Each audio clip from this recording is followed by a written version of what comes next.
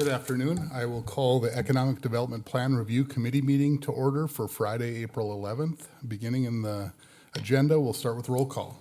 Lessem. Here. Feldner. Hammer. Here. Howe. Neither. Here. Nelson. Here. Pittner. Here. Moving on, we'll say the pledge. I pledge allegiance to the flag of the United States of America And to the republic for which it stands, one nation, under God, indivisible, with liberty and justice for all. All right, next, approval of the minutes. We'll look at the minutes for March 21st. Is there a motion to approve? So moved. I'll second. Any discussion on the minutes? All right, we'll call the roll. Lessem. Yes. Hammer. Yes. Neither. Yes. Nelson. Yes. Pittner. Yes. Great, thank you. On to a continuation of where we've been with old business. We're going to continue our work on the document itself that we're going to eventually send back to council. We had good, robust discussion last time. I expect the same again today. So where we'll start, I believe we left last meeting. Michaela had distributed I think notes that Tyler had brought back. That was the main set that we got. And so we can start with that since he took the time to put that forward. So if you're able to get to those, please do. Otherwise, we'll be able to talk through them as well.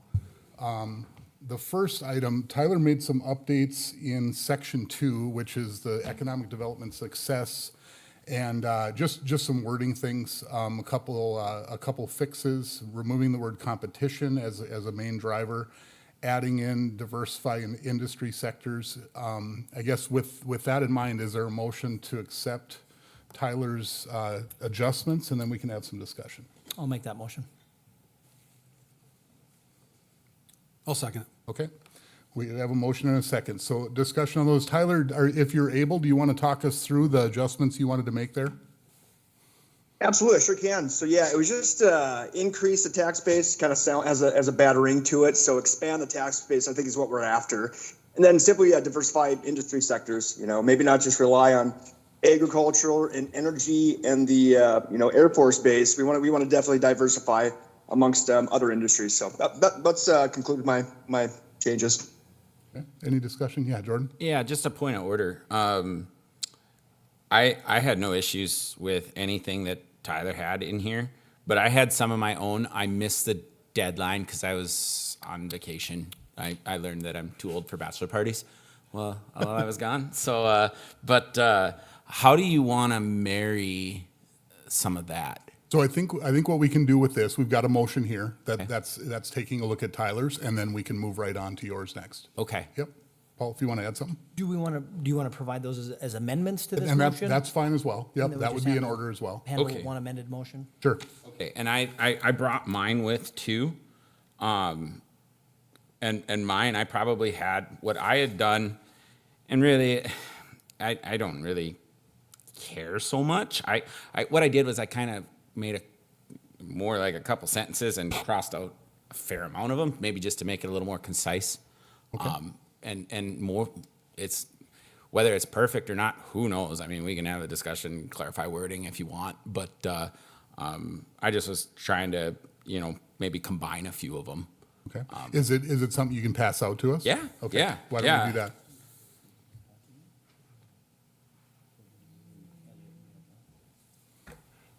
Let me see. Is this the only copy you have? It's my only copy. Okay, I can pull up an electronic copy though.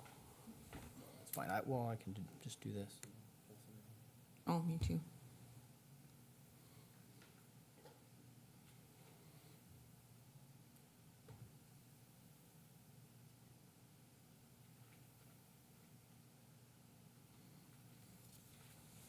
Yeah, and like I said, I'm not married to him at all because I was just trying to maybe clean up, make it a little more concise, but I think it's accomplishing the same thing that's already in there with what Tyler had.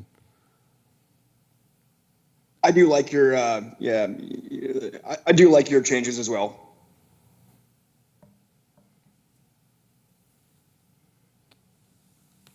Is it something that we are can you bring them up on the screen somehow, Michaela? Do you have it?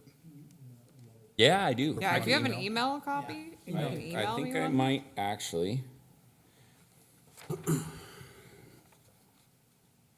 Assuming that my email works on my phone.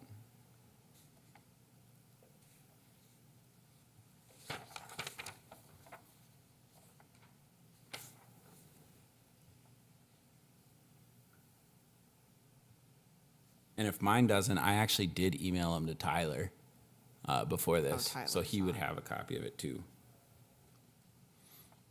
I just forwarded them on to Michaela. That's easier. I will see if the ding comes in. Thanks.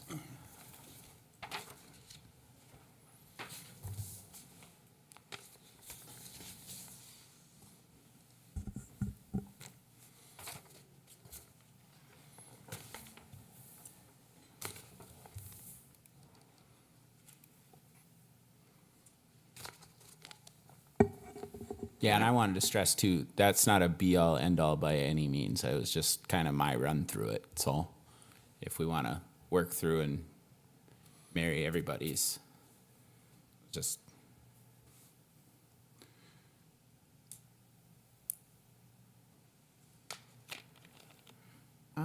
Jennifer, do you want to throw on dice 4?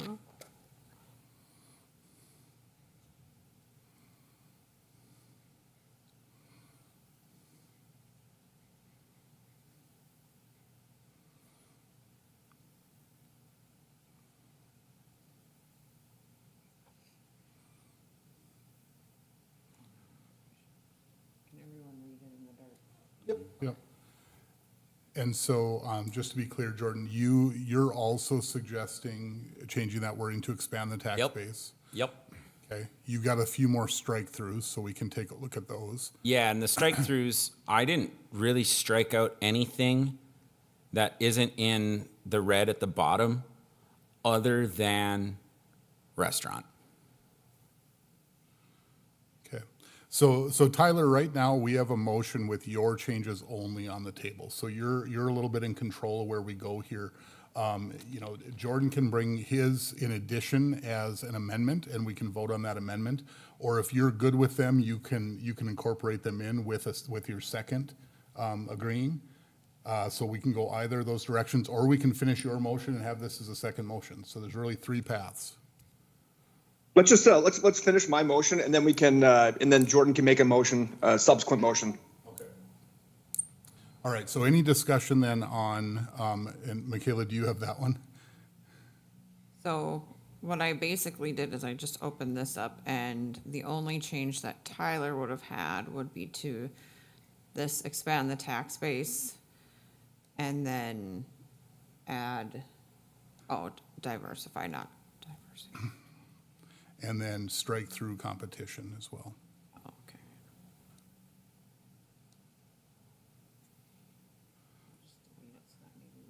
Okay, Those so are this, working. this would be the clean set if we accept Tyler's motion. Correct. Okay, any discussion on that?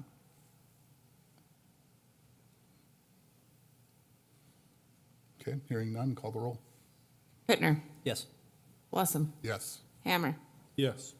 Neither, Yes? Nelson. Yes. Motion passed. Okay, so Jordan, over to you. It gets a little complicated because some of it changed now, so we'll have to work yours in. Okay. So if you want to edit here, Michaela, maybe, and so remove competition first of all, because that's the simplest one. Because now this is the working set. You can remove increasing.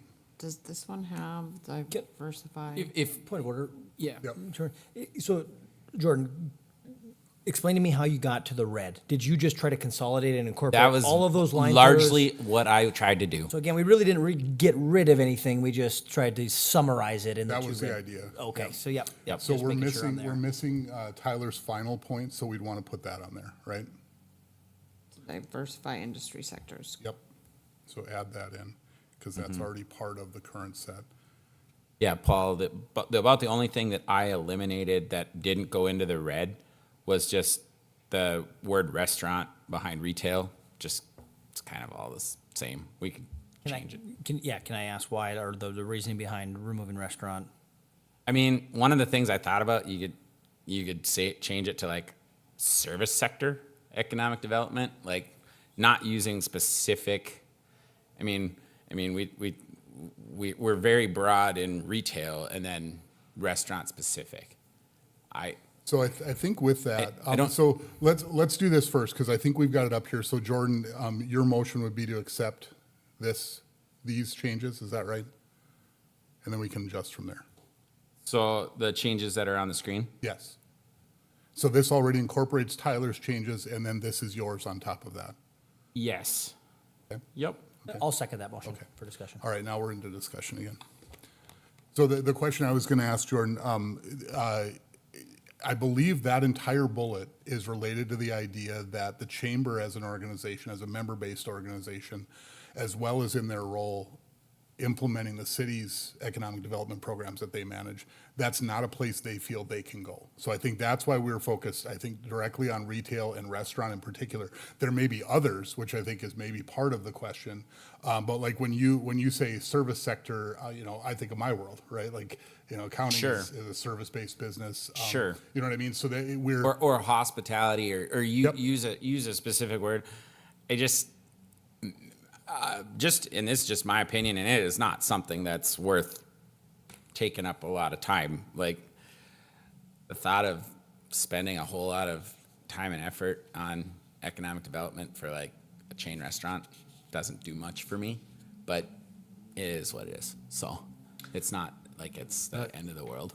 And again, we'll go to Paul first. And then again, back to you, and again, I agree, right? Like you're not going to sell the farm to get a Chick-fil-A. Like you're just not. And I think those things are a lot of low hanging fruit when we talk about those industries, those conventions, that data that we collect. That's the data we need, and that's the data that we use to present to those, whether it's a service industry, a retailer, a restaurant. So again, I think it's just. I think one of the things we talk about in this committee is filling the gaps, and I just don't want that one to fall through. I'm fine leaving it. I don't think it's, like you say, I don't think it's a hill to die on. And I agree. The chamber have said that that's not something. I know there was watching the meeting last time. I know Mark Lyman had stated they think they can take that on. That's still even a role that I don't feel comfortable handing that over with the makeup of their member group and their member organization. I think that's something that's best served because the city's going to want that data regardless. And if we have that and we can disseminate that to prospective restaurants, companies, chain restaurants, whether that's a chain restaurant or whether that's a nail salon or whatever it is, if we have that information and they want that, I think it's best served the city to fill that role. So I'm fine actually leaving restaurant in there. Okay, Justin. I guess, Paul, I appreciate all that information. You're obviously a lot more in the trenches than I am, being on city council and those things, but I prefer to leave restaurant in there as well too. And the reason I'm saying that is I think of economic development a little bit with a quality of life aspect to it. And I really think restaurants play an important role in that, of having availability of restaurants in a community helps drive people that, like I said, the quality of life. I mean, I don't think a quality of life is just having a workout gym or trails or parks. I think restaurants plays a big part of that as well too. So, and that's where, like last meeting, that's where I see that city staff member playing a role in as well too. Not saying we're giving the farm to get a Chick-fil-A here, but I think having somebody here that's able to market that and help direct traffic in some order, and whether that's the chamber or not, and I would agree with Paul a little bit too. I don't know if that's chambers, if that falls into their realm of being a member organization like that. So, but I'd prefer to have restaurant left in there. So, One thing I just want to make this, maybe I said it wrong to start. I didn't bring this up to attack the restaurant industry at all. But we don't single out a single industry in this because I think we're maybe getting into the weeds a little bit. This is like kind of a broad-based definition. And then we have one industry specifically listed in here. We don't really talk about, I mean, under the original one, primary sector or, you know, a lot of those things that are typically that's the meat and potatoes of economic development. But randomly enough, we get restaurants.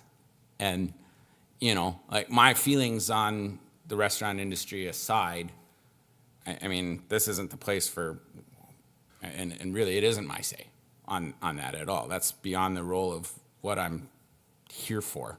I just was thinking, could we keep it a little more generic? Sure.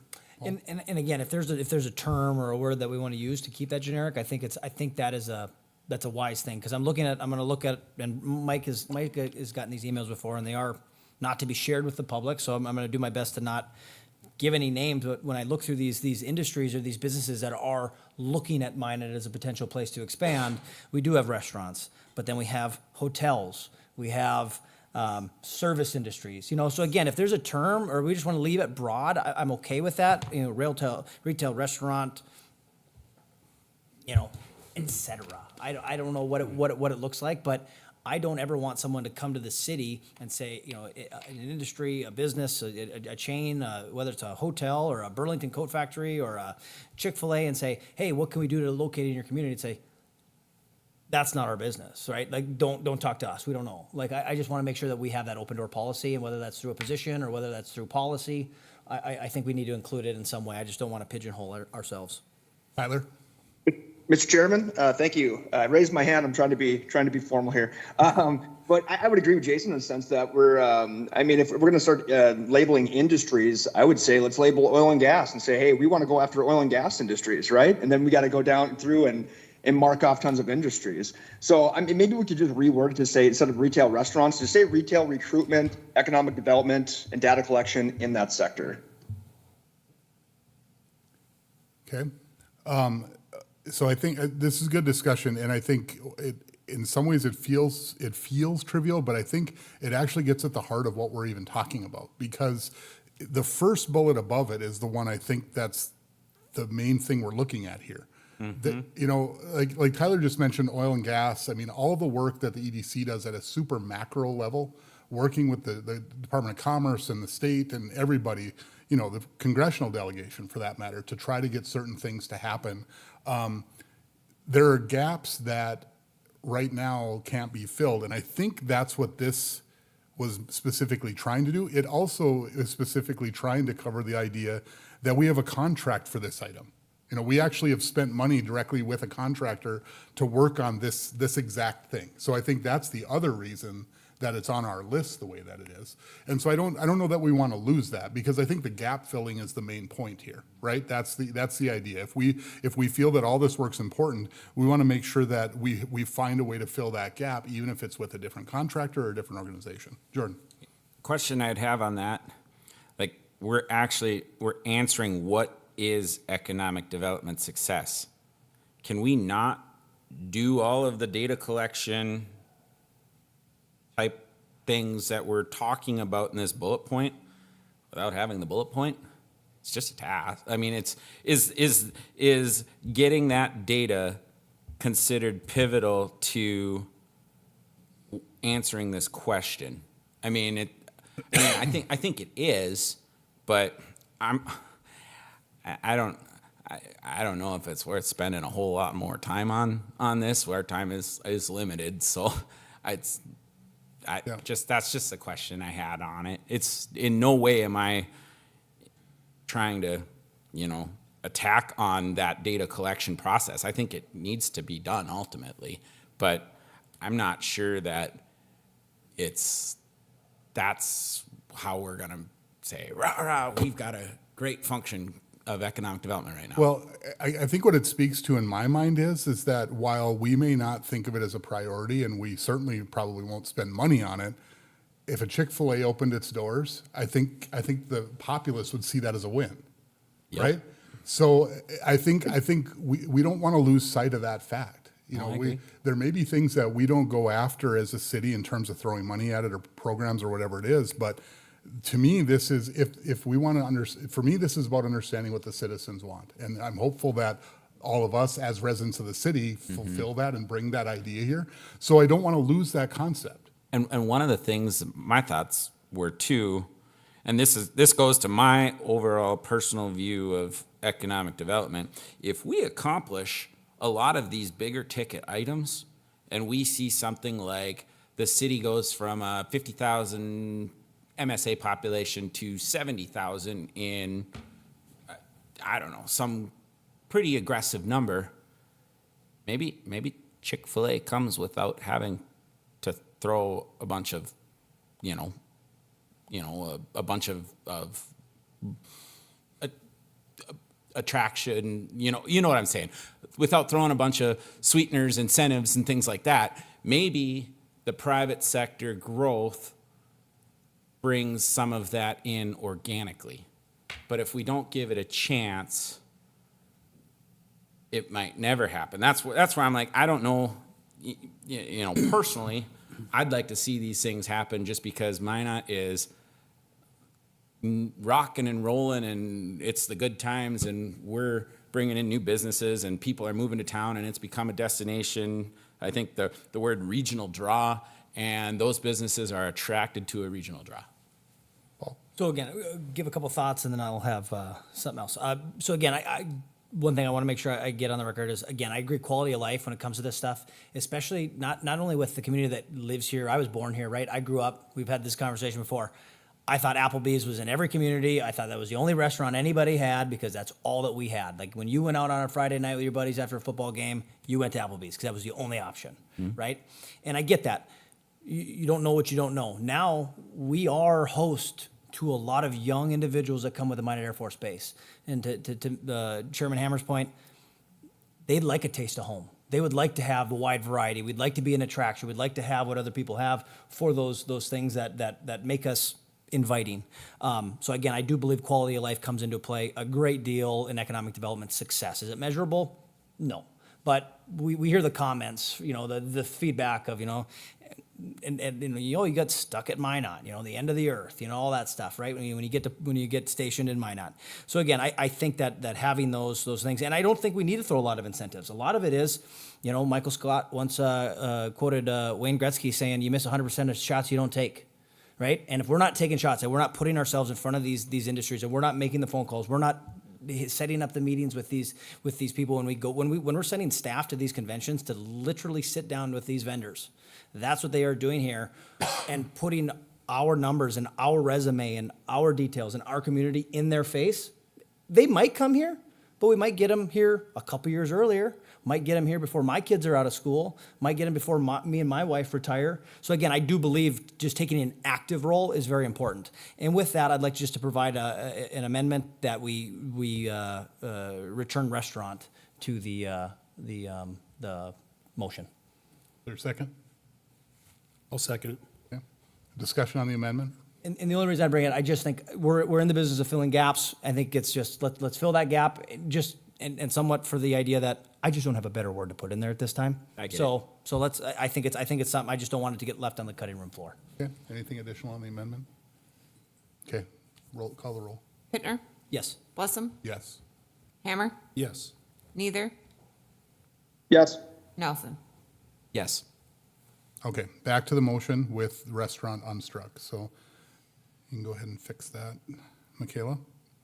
All right, any additional discussion?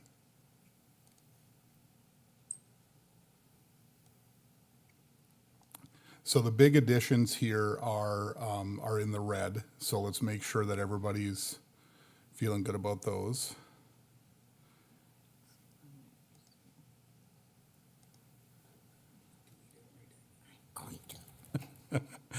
Okay, Oh, but then it does it. One more. Go back one more.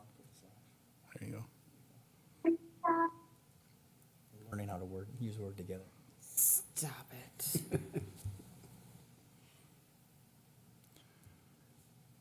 So one of the things in the first red bullet that I like there is that we're talking more about an environment.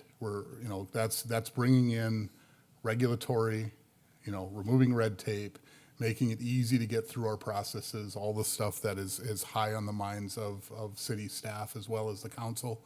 And I think it leaves the door open for other tools, whether they're economic tools, tax tools, whatever those are. But really, it's about an environment. You know, I always say, low tax, low regulation, right? That's the environment that I think we're all looking for as often as we can. Okay. Any heartburn in any of the strike throughs? Hopefully, as Jordan said, he incorporated them. So, you know, if we have that environment, hopefully there's incentives that come along with that. And then, labor pool kind of gets in the workforce stuff. Any other discussion? Okay. This doesn't have to be the end of this. If somebody has a great idea, we'll come back to it anyway. So, yeah, go ahead, Just a Paul. clarification, Michaela, when we have this, will we keep this with the strike-throughs? Will that be just, we'll take a, kind of a, you're not gonna edit this down. We'll have this with the strike-through. So we can go back and review if we wanted to add something back or anything like that. Well, on the left is all of the changes proposed so far, just in a clean version. Yep. So, yeah, so if we keep the strike-through version and the clean version each time, that'll, yeah, just in case. The only reason I'm something asking, drops. again, and Jordan, I appreciate the changes, and I'm liking what I'm seeing, so just so that I can go back and take a deeper look Absolutely. at this too, like, so we Yeah, can just yeah, make sure and- there's nothing I'm And missing. it was never meant to be the gospel. Yeah, You know, yep, this was yep. just my just thoughts, and if somebody has some different thoughts, I we love the bandy back consolidation. and forth, like, Yeah. yeah. Okay. All right, seeing no further, let's vote. Nelson, Yes. Pittner, Yes. Blessam, Yes, Hammer, Yes. neither. Yep. great. Okay, so moving on from there, the other thing we got then, Jordan, this was your main set of adjustments, is that right? Yeah, and I don't even know that I'd call them all, like, I don't even know that I'd make a motion on anything after page one. These are kind of my notes, and we can formulate them if you want, but they certainly don't need to be. So, and the reason I was asking, Tyler's got a very specific set does. of proposals that are in the primary recommendations section. And so what I thought we could do, since he took the time again to go through with that, is to start working our way through these. So in my mind, there are four main points here, and I would prefer to take them one at a time. So if there's one that somebody would like to move, we can start there. Mr. Chairman, I can do that. Okay. Mr. Chairman, I would make a motion at the state program matching funds that we do not make any changes to that program. Second. That concludes my motion, and yeah, I'd like to discuss. So we've got a motion and a second, discussion. Perfect. I'd just like to kind of dive into that program a little bit. And as you see in my comments, that's 185% return to the city. Now, not necessarily the city of Minot, but the city as a whole. So Bank of North Dakota's got a pile of money they're sitting on. They want to inject it in our community, and all it does is take a little bit match. What I do think we need to do, and I've actually already done this, I've reached out to Surface Space and Planning Council, trying to get an idea of when these funds are going to start revolving, so that's a lot less capital intensive on behalf of the city. So I would recommend that we don't make any changes to this program, and then we continue to foster this program. Okay, so just a couple things to clarify, whether we like it or we don't like it, there are guide rails already on these programs. So in the 2025 budget, we put $1 million into that from the economic development funds. That maxed that program under the new Magic Fund guidelines. The ask for 2026, I believe, is an additional 250,000, which is the upper limit of what the new guidelines allow for. In the presentation that we got, they were actually trending, they thought more at like 400,000. And so that's where we're sitting. We got to look at that with the 2026 budget. That will come as part of the city staff's recommended budget and the city manager's budget. So we will see it at that point. So just to clarify that, I think, Tyler, when you're that motion, that's what that would add up to. It would be taking the maximum of what that would look like. Does that make sense? Yep. Okay. All right. Further discussion. Just a question on that, just to make sure too. So with what like Surface Space and Planning Council asks for, that's flex pace. but that doesn't preclude other primary sector economic development requests under the regular PACE program as well. And you or Tyler or Paul may know too, how do our matching funds for PACE work? How does that piece? So that is traditionally a typical Magic Fund request. It does not have to be paid back per se. It could be structured as a forgivable loan. It could be structured as a loan with a stated interest rate. It's kind of up to the request and ultimately the three legs of approval as to how that ends up. But I think back to like AGT Foods, they did a PACE buy down for the food service building, or Stevens Welding in Glenburn did one for theirs, and those were considered primary sectors. That did not run through the Service Basin Planning Council because those are primary sector. That's a different B&D program that functions similarly, but maybe has a few different guardrails. So the city participated in those through the primary sector bucket of the Magic Fund, correct? Okay, all right. And so, really, and I want to be a little bit clear with what you're talking about, Tyler. So what you're saying there is that we're making no recommendations related to any of those right now. Is that your intent? I can see how that motion could be ambiguous. To your point, the purpose is to continue working with that state program matching funds and to continue working with those programs and not to axe them, I guess, is what I was getting after. So to not make any changes, like we've been funding this thing in the past, let's continue to fund this program. Okay. And again, that'll be different year by year, and whatever the council wants to fund that program is completely. I don't think we're here to make a motion on how many dollars city council puts into that. No, that's completely up to your guys' preview and outside of this body. Okay, so I guess one other way to look at it. This is being very. You're almost in the bullet. You're almost proving the negative in a way. Meaning telling council leave this one alone, where putting no bullet also tells council leave this one alone, I think is the way to look at it. I leave that to the committee to ponder. If we feel that it's important enough to make that type of statement, that's just fine. That's how it should work. Go ahead, Paul. And I think it is important to show that this committee looked at this item and had discussion on it, and we went through that process in that program, and we felt at this point in time, maintain the status quo. That's what I take out of this bullet point. We're not saying stop funding this program or put more money towards this program, which we're limited to what we can fund some of these programs at anyway, but still support these and use these as an economic development tool in the community. That's what I take it as. As far as this motion, what Tyler had brought up, I couldn't agree more.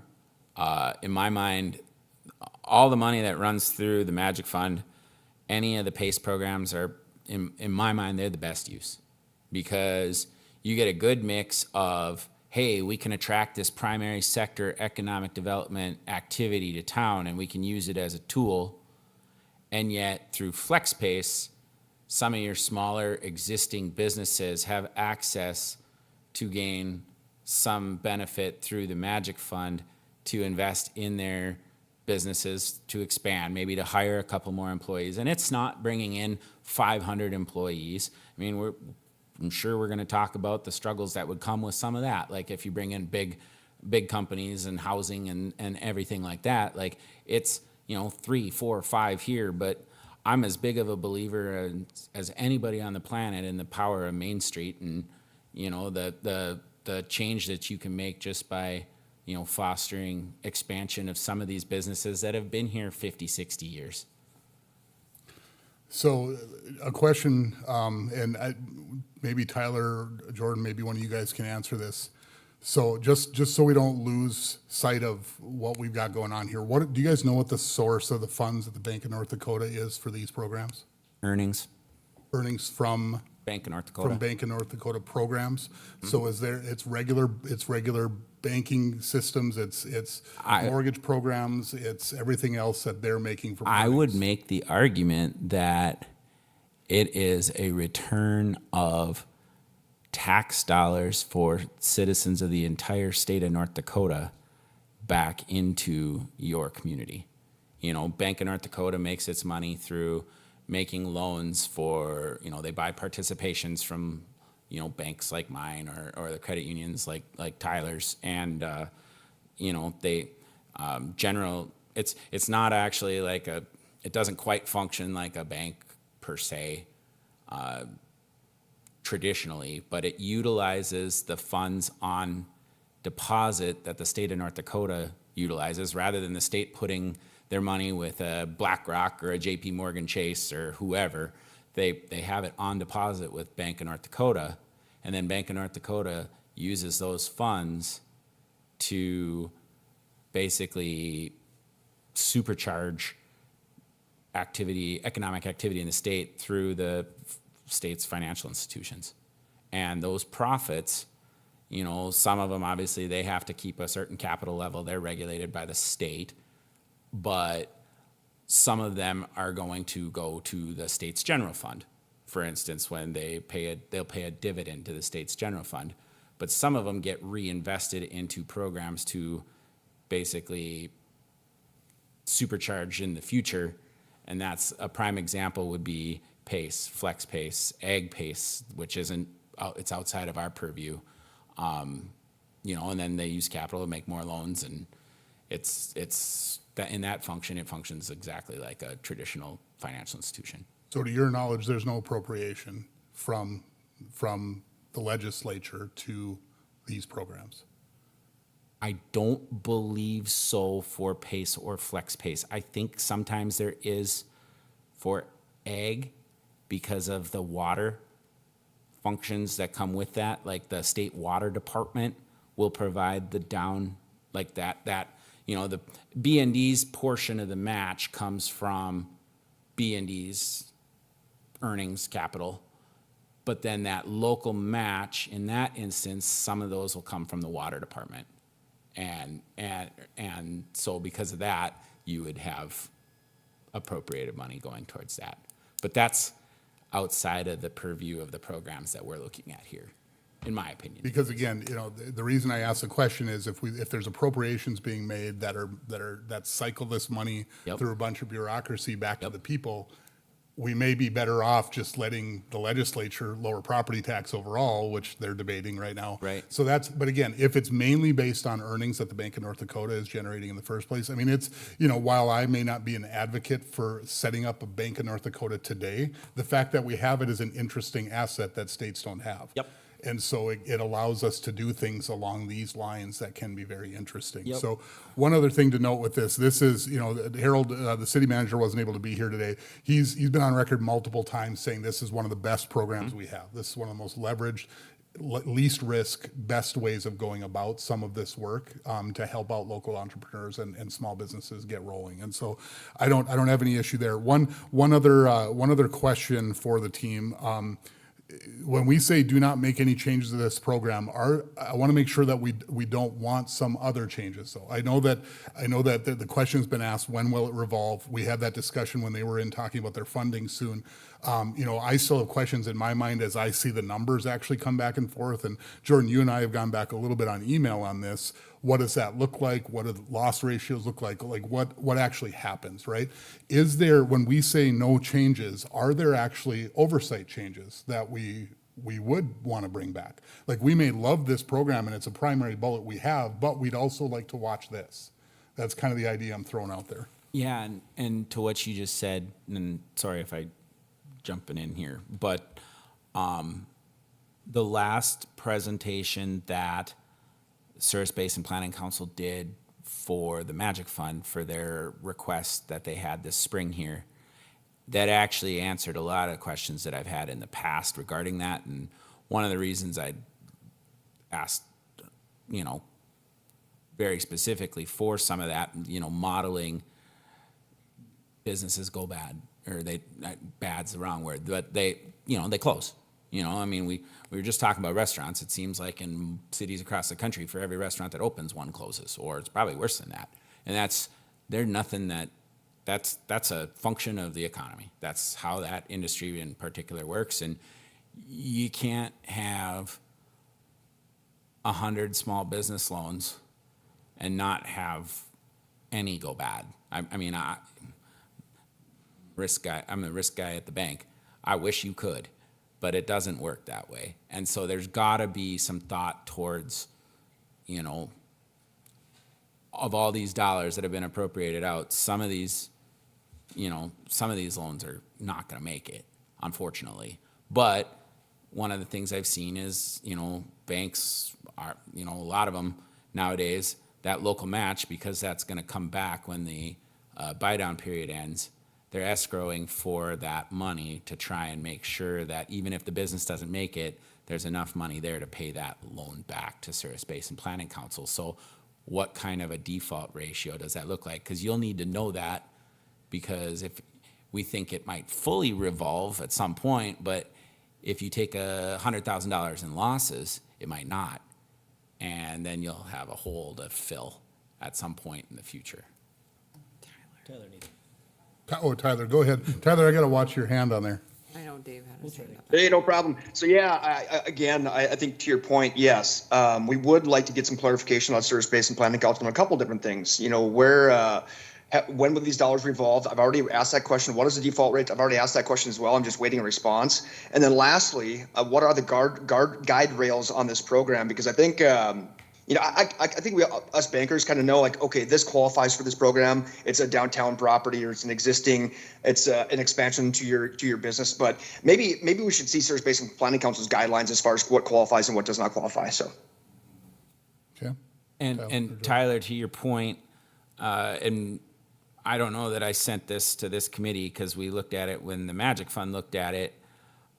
They did give us in their last request a schedule of redemptions. So basically when the funds are going to revolve. And I had further taken it for the committee, and we'd kind of utilized a 10% default rate, if I remember right. It's been probably 5 or 6 weeks or so now to see, you know, where that would shake out, to kind of have an idea of what we think we might see for requests in the future. Just off the top of your head, is there a break-even default rate? Is that the right way to think of this? Because is the fund making money as they're repaid a certain amount of money? Technically, there's a rate of interest. It's probably less than that. I did not calculate a break even. Okay, and that was my point. And, you know, I'm not in the weeds of these programs daily, and that was what I was trying to get across during the council meeting on this, was that it's not right to think of this as, oh, we just set the top spinning and it's going to be good going. Like, we have to expect to inject funds over time if it's going to run properly. And that's a good debate. I don't see any issue Right. with that. But I think we want to be clear about what it's doing, though. The good of that is once you're in that revolving stretch, if you're going to have a hole, unless you have just a spat of businesses go bad, your request to fill the hole is not $1 million. It's not anywhere close to that. It might be 100,000. Probably a lot more manageable. And some years you might have nothing. So. Okay. Michaela, did you say, did Dave have something as He well, had his Jenna? hand Or- raised up, but he put it down, so I don't know if he still You has okay? anything. Okay, all right, sounds good. Okay, so I guess, so here's where we're at with the motion. We've got the wording as is.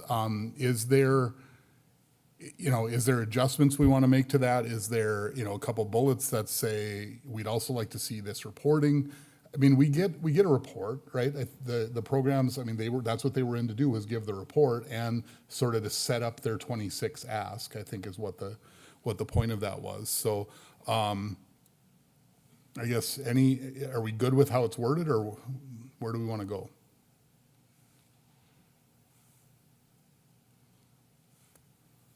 I mean, alternative wording could be continue funding these state program matching fund programs at levels appropriate for their operation. I think like that. That's what Tyler was, I think, more getting at. It wasn't to say, don't Yeah. touch them or change it. It was, continue funding. So I like that. Now that I said it, did you get anywhere close to what I said? Probably not. One word this one word that was popping in my head was like prioritize. Like these programs Yes. are a priority. You know, not necessarily, we're not gonna say not to make changes to them, but it's a priority, make sure they stay around. However, whatever, you know, like, you're gonna, city council's on to fund So them you every year want- anyways, you want right? to try and get it while I say it? Continue to fund pace and flex pay.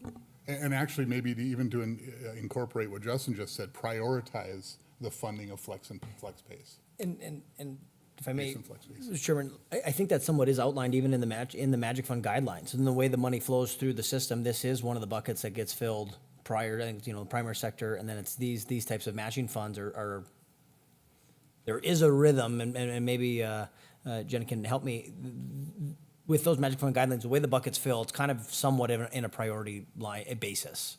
Am I or maybe Mr. Dave Chair, can- that's correct, yes. This Oh. bucket is third in line, admin being first, administration, and then primary sector. So again, I don't have anything problem with this coming in this report, but I think that it is just to solidify it. It's just solidifying what it's already kind of. And back to your point, I think the idea is that, again, to tell council, we looked at this and the committee decided that it was a priority. I think that's the purpose of the bullet as we get there. Did you get there, Michaela? I just put, for the state program matching funds, prioritize the funding of the pace and flex pace programs. That level's adequate. That level's adequate for their operation? Okay, so that, I can't do that. Somebody else would need to bring that. I'll make that motion. I then will amend amend it. the motion as such. Oh, he's Okay, so that amending. he is the motion you maker, so who is the second? Were you, Paul, I think? And you're good? Okay. All right, are you able to? At levels adequate for their Their operation. operations. Okay. All right. Any discussion on that? Jordan, do you have something to add? Okay. No. All right, nothing further? We'll vote. Neither, Yes. Nelson, Yes. Pittner, Yes. Blessam, No. Hammer. Yes. Motion passed. Okay, Tyler, where would you like to go next? I'll go right onto the Renaissance Zone, and based on our conversation, I guess I can kind of try to reword this the best I can. So maybe what I was trying to get at is to continue fostering. Let's see, maybe just continue. Continue the Renaissance Zone program. Maybe reword it as that. And then, just allow the Renaissance Zoning Board to move districts from areas that have not utilized the program to other blighted areas or entrances to our community that need improvements. So maybe I'm trying to get at I'll try to put this in a motion now, maybe start my motion now, to continue the Renaissance Zone program. And then that'd be my first sentence, followed by allow Renaissance Zoning Board to move districts from areas who have not utilized the program to blighted areas or entrances of our community that need improvements. That's my motion. I'll second it for discussion. Okay, discussion. Go ahead, Paul. Just for the point, even again, this is wordsmithing, which this is where we're at. But even allow, encourage the Renaissance Board. Direct. Direct, encourage. And at the end of the day, it still has to go through this. It has to go through City Council. Changing blocks is not just within the purview of the Renaissance Zone. So encourage. I think encourage the Renaissance Zoning Board to remove districts in areas who have not utilized the program or would benefit from the program. So we had the request come through a couple weeks ago for the really old project that was on the books. I feel like if we take it as a given that this is where the majority is going to want to be, maybe majority of council is going to want to be, I feel a pretty significant burden to push on this process, to whether it's adjusting blocks, whether it's setting how quickly, you only got 3 years or we're just not coming back to you. You know what I mean? Like, I feel like with the burden that we are laying on the feet of the rest of the taxpayers, we see these things come in front of us. We just had the child care one at the last meeting. Another program being proposed where we're saying, yep, a select group, we're going to let them forego what they're paying to have someone else pick up the bill. if we're doing these, we need to run a tight ship, and I don't mean that we're not doing so in a dollars fashion. I don't have any worries whatsoever about that. But I think we want to be providing value as well as we possibly can if we've got these. So I don't know if Paul, do you feel on that committee, is there something that we should direct into them? And of course, it would be coming from us through council to them. Is there a couple bullets of what ought to happen there? So no, thank you, Mr. Chair. I think it's the order in which some of these things happen, right? We had that discussion. We had the old application come through. Now there's guide rails in place that those have to be closed out within a certain amount of time. There are some applications that are still out there floating, but any new applications have a timeline to be completed. We're not going to see those on any new application that comes in. That's not an option. It's never going to get to that point. So again, I commend staff in the rewrite that was included, that we need to get these projects cleaned up. And actually, previous to that meeting, actually the meeting when that individual came to the Renaissance Zone Board to get his conditional approval to be put on the agenda, that was a great discussion that we had at that board.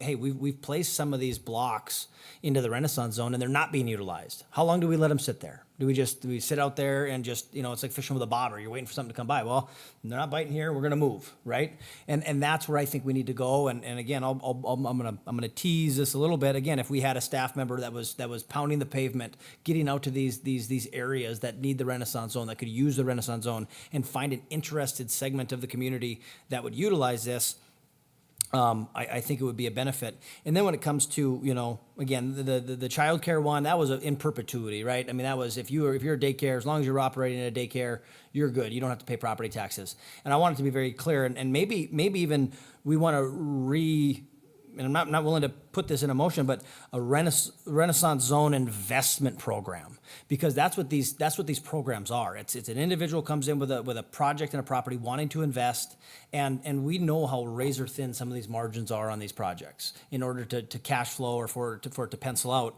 we see it in the development world, and housing in the housing shortage. When you got to spend $20,000, $80,000 in some cases on infrastructure, how do you make any profit? So when we have some of these people that come through a Renaissance Zone application, this is a limited rebate on your property taxes, with knowing well and clear that when this abatement is done, I will be subject to a higher assessment. So again, it's like putting my money into a CD for 6 months. I know I can't touch it for 6 months. If I do, there's a penalty, right? But at the end of the day, at the end of that 6 months that I didn't have access to my money and I was picking up the bill with other funds, I get a benefit at the end. That's how I view this, and that's how I think it needs to be portrayed. There were some arguments and some debate on council. At our last meeting, they are not the same. Yes, you might not like them equally, but they are not the same. They are different. Providing a perpetual abatement for just existing and providing a timed abatement for an investment that you're making into the community, knowing that you're going to be hit on the tail end of it, to me is completely different, and it incentivizes people to invest into one being the downtown or North Broadway or other segments of the community. So again, I like this program. I'd like to keep it there, but I think giving some directive and having that Renaissance Zone Board be more aggressive with this program and making sure it is utilized is something that I would be interested in. That's a conversation we had. We even talked about when I first got on council, we did a bus tour. We actually got on a city bus and drove around town and toured areas. Where do we want to put these blocks? When we did a big realignment, I think that's something, even whether it's you drive around on your own and do your homework and what areas can we identify around town that could utilize this program. And then maybe before those programs are even moved into those areas, there's a neighborhood meeting like we've been holding with council. Maybe staff could hold, hey, we're going to invite all of these property owners that are in this area to this area, and we're going to have a workshop and show these property owners, this is the program, this is how it works, this is what you have to do, and again, kind of hold their hand through it, because a lot of these times, I guarantee you, if you polled 100% of the community in Minot, I would venture to say probably 15% even know what the Renaissance Zone is. But they're paying for it, and that's the thing that we want to keep in mind, Jordan. So you just got to what I was going to bring up. I get these programs, and I actually appreciate them. A city, as much as the current winds in politics like to make this case, a city is not a business. It is a government that provides a service. And it will have goals and aims and things that maybe run amok from what a for-profit institution would do. And one of those things is, fixing blight, paying particular attention to parts of town that maybe are run down and you want to see improvement, things like that. And to what Tyler had said in his document, this is at no cost to the city. And I think that is something that if you showed Renaissance Zone, when you talk about Renaissance Zone with a lot of, the citizens of Minot, I don't know that they believe that. And I think a lot of it is, and Tyler, if I'm wrong, please correct me. I think a lot of it is to what you guys said, you're going to get that money back in time, right? So my question I would have, and I don't know that it needs to be in this report, but if I was in your guys' shoes, I'd want to know, are we doing some type of an analysis to look at, okay, here is the money that's been foregone in these blocks. Here is the work that's been done. Here is the additional property tax we've received. It has been a net benefit to the community of X. Because I think, and I know, like, it's hard to get, people are stubborn and I'm as bad or worse as anybody, but I think that makes it easier to swallow the upfront burden if we know that these programs are functioning like they're supposed to. Okay, we'll go to Tyler and then to Paul. No, that's a very, Mr. Chairman, thank you. That's a very good point. I think there should be some sort of cost benefit analysis to say, okay, I'm going to waive $5,000 worth of your tax bill, for the next 5 years, 25 grand. The increase in tax basis, you will be paying $25,000. We'll be made whole in 4 years on this project. So yeah, absolutely. To your point, Jason, I think that's a very good idea for council to direct that to the Renaissance Zone Committee. One other thing that I think we're missing here is when you talk about urban sprawl, if we're going to go away with the Renaissance Zone and we're just going to say, okay, why would we stick any money downtown? Let's developers develop wherever you want to.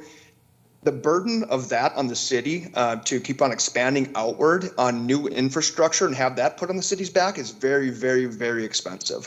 This is infrastructure that's down. Yeah, it was just redone 10 years ago, but this is 100-year-old infrastructure that's been paid off for years and years and years. So that's one thing we don't talk about is if you go away from these Renaissance zones and I would say encourage urban sprawl, that becomes very, very taxing to the city to maintain all of that all that new infrastructure. Okay, Paul. Love having the answers to the test before, the answers to the questions before the test. So actually that already happens as part of this process of Renaissance Zone. I'll use one. I have one in the email right now. This was from October 23, 2020, so not the most recent. Every application goes through this process through the assessor's office. This was on 619 North Broadway, the car wash that was put up there, Magic City Car Wash. TITA second edition, lot 1, estimated 2020 true full tax assessment of the property will remain a vacant. If the property were to remain as a vacant lot, a value of $258,000, the estimated tax on the property of 2021 are $4,400. If the project were to develop a car wash facility and receive approval under the Renaissance Zone exemption, the estimated true and full value of the structures and completion of construction through 5 years, the value would be approximately $700,000 and would benefit at a clip of $11,800 per year. So again, so what you're asking for a report to be done and estimating what it was before, after the investment, and then what the benefit is to the community, that they can get you that on any one of the applications. And maybe what I was saying is, I know we look at that up front. That's a projection, right? What's the actual? Do we have some way of measuring? Because Renaissance Zone is not a brand new thing, right? Like, it's been around for a bit, so we should have some Renaissance Zone projects that have been done over the last however many years that are in that payback period. Can we show that that is actually happened? I mean, I see that in my day job all the time. We say, oh yeah, if this goes, according to plan and this is so-and-so gets developed, this is what the bank stands to make. But do we actually go back and look and make sure that actually happened? That's the question I was asking. Because if that happens and the, it gets out in the, the news, there's a report in the council, and you can see the actual impact, not just the projected impact, and measure that back and forth, it might go a long way towards easing some of those. It's just a suggestion. So Paul, can you grab your numbers again? Yep. Because we were talking about 619 North Broadway, is that Correct. right? Okay, so again, I just want to make sure I understand the way the program should have worked. So that this has been built a long time ago that went through the program in 2020. 2020, or I don't know when the approval, what year it would have been for 2021. So, and please, and we're doing this live, which isn't the smartest thing to do, because we're all throwing numbers out that. So I want to be clear. I'm not questioning anything about who did the work or any of that stuff. Right now, on the assessor's website, we're showing a market value of 292 on the property. So what was it expected to be? At the end of it'd be 700,000 when Okay. it's all said and done. And I don't know if that's reflective of the new reassessed value. And I don't want to say it's not important, but for the simple fact, it's still living out its benefit at And this it would point. be is it right to say that it would still be in the 5-year?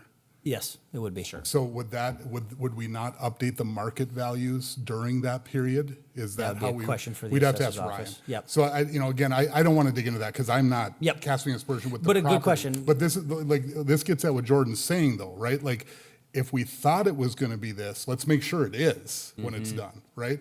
And then the other thing that I'll throw out, and Tyler or Jordan, please answer with your guys' expertise and background. Again, let's say it is a $700,000 car wash, and if they're coming to a bank and they're trying to get this done, like FlexPace, like I understand some of the buy down stuff. I understand we're filling a gap there where maybe they can't get the financing. These Renaissance Zone ones always just feel like a coupon to me, where they were doing the project anyway, and we just give them a bunch back.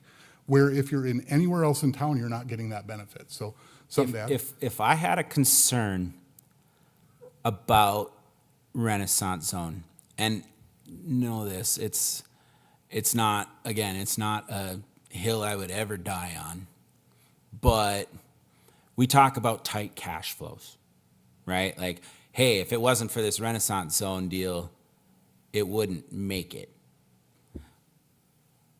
Technically speaking, as a matter of math, that's an incomplete sentence. If it wasn't for Renaissance Zone, this deal wouldn't make it at that price. So are we, by doing these types of things in a community, and this is a not specific to Minot issue, it's any program towards any kind of development like this, if there's a subsidizing factor in any kind of real estate development, are we just propping up prices? And now in an instance, if you're propping up a price and that borrower is paying more, is that leading to things like higher rents and making it more difficult for the small business owner that's in that building or whatever, or a resident to live in it? Is it making it less affordable? And that is not a criticism of the Renaissance Zone program, because again, I think there's an aim for it. That's a good thing in the net, but are we propping things up just because of the nature of what we're doing here? And again, I agree, and I think there's an element that we've had this conversation in meetings past, where there is a part of this equation that some of us will never know. Mm-hmm. That might be someone's favorite car wash. Mm-hmm. That might be somebody's full-time job. That might be somebody's summer job. That's sales tax. It's a quality of life thing for that neighborhood, or instead of it being a dilapidated, unkept lot, again, there are things that we can't just equate into these things. And I don't necessarily I wouldn't believe anybody said, man, if you don't give me the Renaissance Zone, this doesn't pencil out. Like, if you were that close, and I get it, right? To me, it is somewhat maybe a coupon. Maybe it is a sweetener. Maybe it is the thing that incentivizes investment into areas. And that's what I'm looking at some of these programs for. It's not, and I've said this before, it's never going to be you put in $1 and you get out 2. You put in $1, you might get out 1. As far as the city, here we're getting higher property taxes value. We forego those for a little bit. But again, this is a quality of life thing. Whether it's a restaurant, whether it's a car wash, whether it's a retail, there are things that come down to the quality of life to try to get people to invest in our community. And it was some contractors had those jobs. Some local contractors poured that concrete. Some local contractors built that structure. And again, those have been benefits. We talk about, preference, giving preference to local contractors. How about we just help incentivize the work? Let's let somebody do a project. Let's incentivize a project. Those are some of the things that I equate into these things to where we're not just giving a handout. We're not just come to the city and here's a check for nothing, or here you just do you don't want to pay property tax this year? Forget about it. We like you, Yeah, where I run into trouble is by that logic, it ought to be available everywhere, right? Now, to Tyler's point, there may be a reason why we say, look, let's focus it because it can mean, we don't have the sprawl that we're going to have to take care of. Like there can be other reasons why that occurs. But I think all of those things head you down a slippery slope really quickly where you start to go, yeah, but why this guy and 2 blocks over here, you don't get it. Dave, do you have something to add? Mr. Chairman, I just wanted to point out that with the Renaissance Zone, we have to keep in mind that that's typically redevelopment as well. So there's a cost to coming in and redeveloping an existing property. Yep. And over time, that value of that existing property would continue to decline if there wasn't an investment made in it. So the future property tax values of not doing anything is going to typically decrease, and you put support increase. We're losing you just a little, Dave, but I think we got the gist of it. Again, I don't doubt for a moment that that's exactly the case, but there's lots of property. And I mean, that gets on the side of, hey, let's at least move it around, right? Let's get it, if you're going to do it, we got to get more properties available to do it. Jordan? And just to be clear, my statement on, keeping prices elevated because of this, it's very generic. That goes far beyond just this Renaissance Zone issue. I for the record, I tend to think the same thing about some of the government programs in agriculture and everything else. Like, if the government's keeping, ranking, if the government's making it rain and it's juicing things up. I mean, I think we've seen that in the stock market. I mean, like the amount of stimulus through the Inflation Reduction Act caused the stock market to go up, right? And now we pulled the plug through Doge and everything else, and it's gone down. And so, depending on how you look at it, it's gone down. It's become more attractive because it's easier to buy, price right. And that's getting beyond the point. I think that the Renaissance Zone serves a purpose to what Tyler said. You're trying to prevent sprawl, utilize underutilized areas. That is an aim of a government to enhance quality of life, and maybe you're saving some money elsewhere.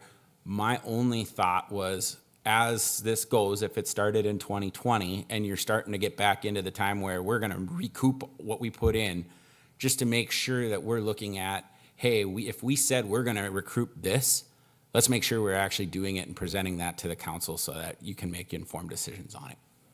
I think you had some important things in there, Jordan. Especially when you think of the federal government, to me, there's a great big difference. The federal government, through monetary policy, through all this stuff, the majority of what they do is inflationary. It's not tax collection being redistributed. Okay. It's the Reduction Act, though. Well, right, but it's mostly printing money is what it comes down to. Yes. At the end of we don't do that. The city of Minot doesn't print money. So we have to take it from somewhere else. Right. To cover the costs of what these projects forego. And that's always going to be my problem with the programs. I mean, that's why I'll always be advocating and trying to tighten them up, whatever that's going to look like, because it is on the backs of someone else. I don't have the exact number yet. Scott Samuelson the other night referred to it. The number he had was around $500,000 right now that we're foregoing in property tax every year. And when we forego that, that doesn't mean the city doesn't collect it. That means the city collects it from someone else, because that's not how we budget. We don't say, oh, the budget's 24.5 million, now subtract off the 500 that we're not gonna get. We say, nope, raise everybody else to still get the 24.5. To what you're saying, and this is, maybe you're leading me into maybe what I was thinking. Where programs like this it's the pot of the gold at the end of the rainbow. It's, we're foregoing $500,000 now to get $1 million or something in the future. I'm just making that up.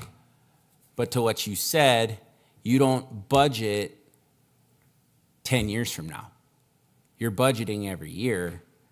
And Renaissance Zone expenditure may make it harder for the council to get its budget put together next year. And if you have funding pressures, that's where you run into issues, because does it ever really go down? Like, that's the question. Now, the answer is yes, because my property taxes did go down this year. Thank you guys, by the way. So, that's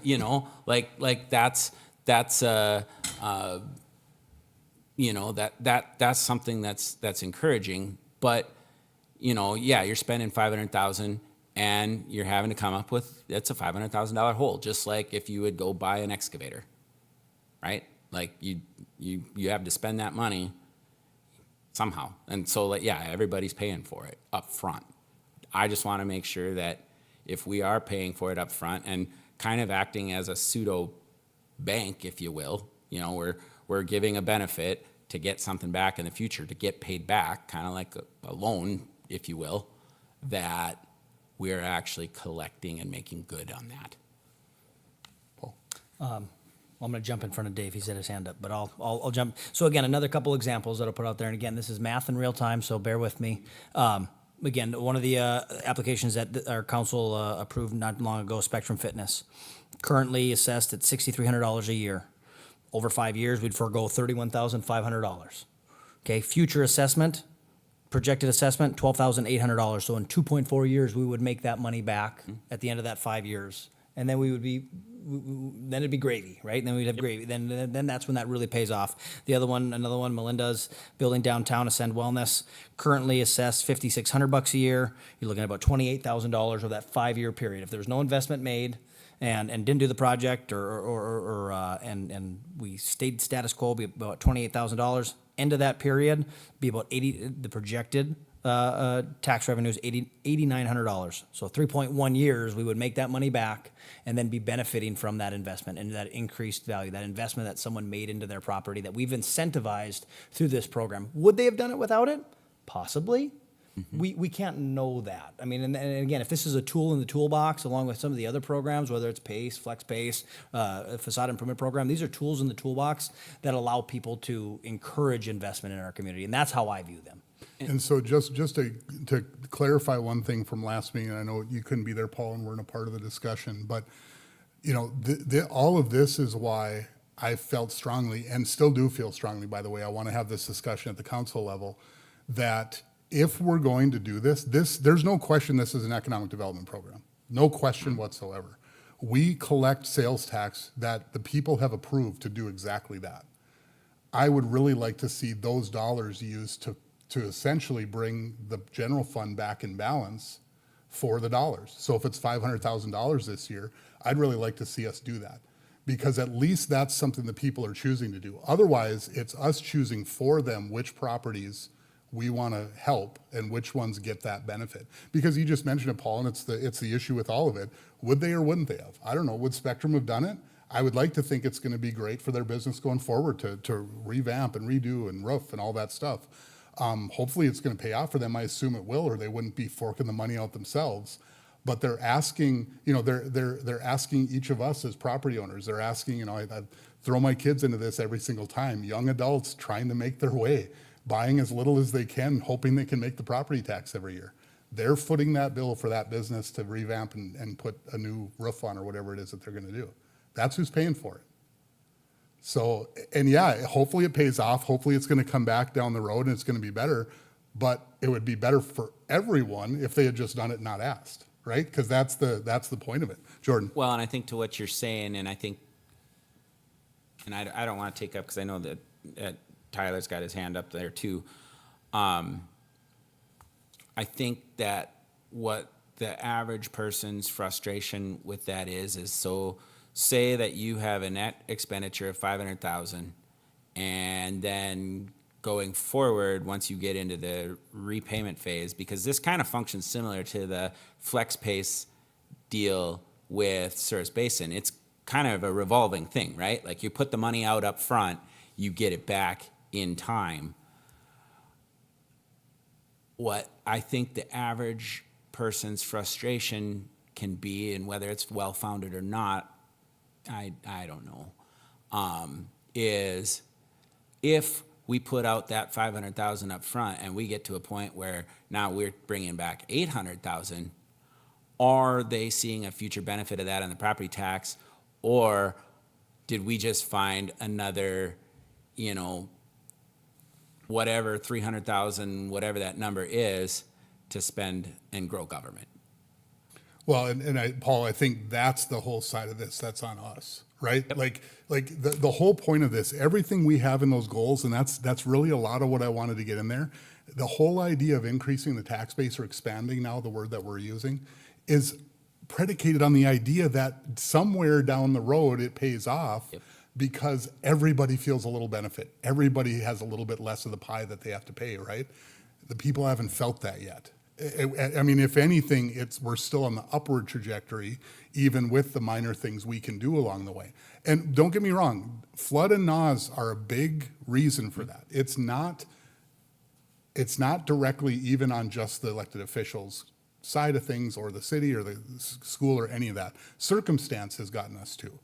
And so I want to be clear about that. I'm not saying that there were major missteps along the way. It's just that all of it has added up to a tax burden that the people are really pushing back on.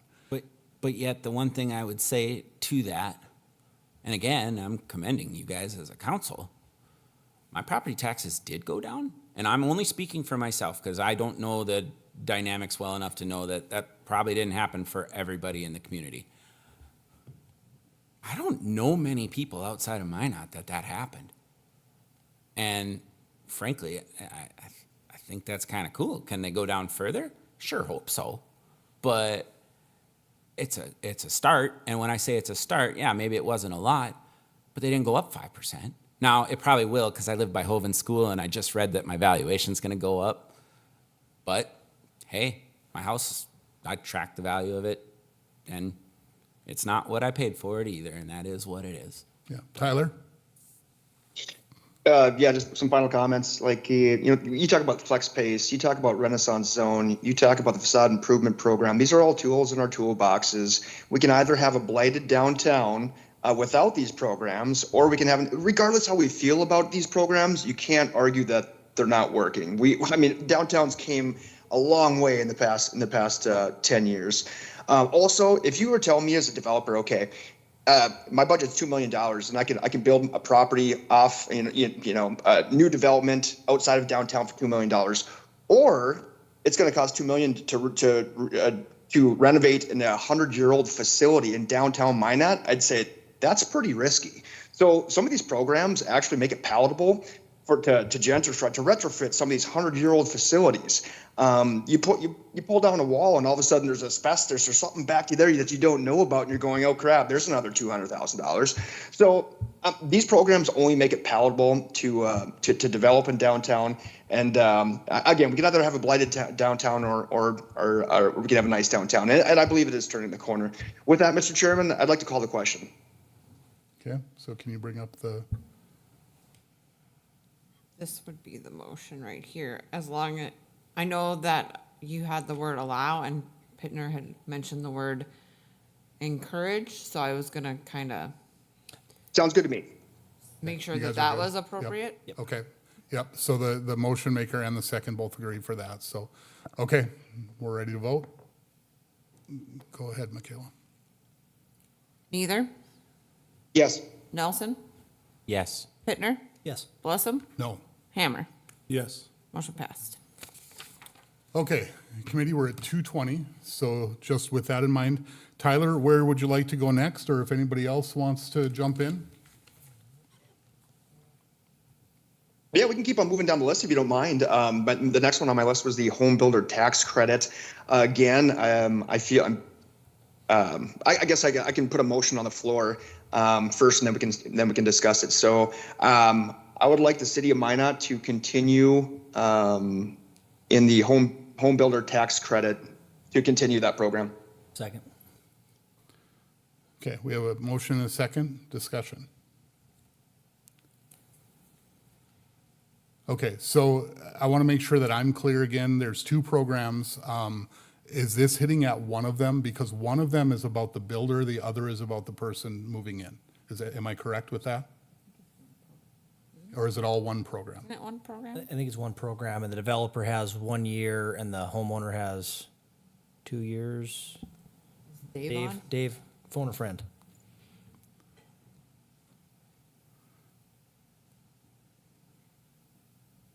Mr. Chairman, in my notes, I understand there was two programs. One was for the home builder and one was for the homeowner. However, I believe they were under that same umbrella called the home builder tax credit.